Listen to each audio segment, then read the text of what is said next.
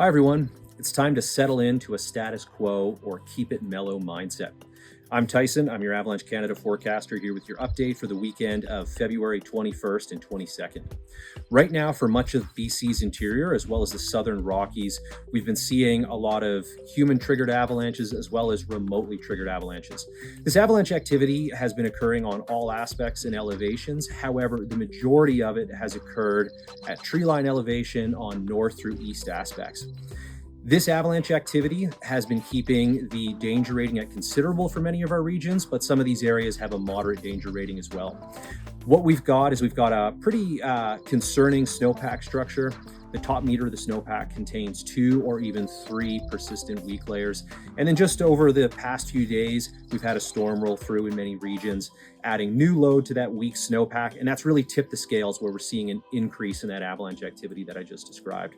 So what we really want to encourage people to do is to adapt that status quo mindset. If you've already been making conservative terrain choices, you've already been choosing low consequence terrain, you're going to have to continue to do that for the near future in order to keep it safe while recreating in the winter backcountry. For those of you that haven't yet adopted that mindset, or perhaps you haven't even been in the mountains for the last few days, that's what you're going to want to do when you head out there. You're going to want to discuss with your group a mindset that involves keeping it mellow, seeking out conservative terrain choices, low consequence terrain, that type of thing. And what we mean when we say that is small slopes with no overhead hazard, and generally low angle as well. The type of terrain that if it were to avalanche, the consequences would be acceptable.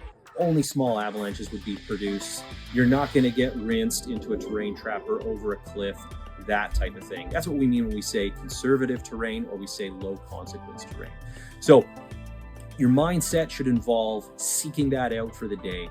If you're heading into those areas in the interior or in the southern Rockies where we have persistent slab problems right now, the appropriate terrain is that low consequence terrain. And as I mentioned, we're going to want to maintain that mindset going forward for the near future. These types of layers tend to persist within the snowpack, hence the name persistent weak layer, for a long duration of time. At this point, it's tough to say how long, but we can bank on that being the case for at least this weekend, likely next week, and perhaps the week after that. So make sure you're getting the forecast every day before you head out so you can keep an eye on these snowpack conditions as they evolve. It's still appropriate to get out and have a great time in the mountains.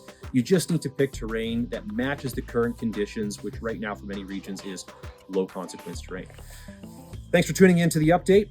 Get the forecasts, get the gear, take a course, have a good time out there.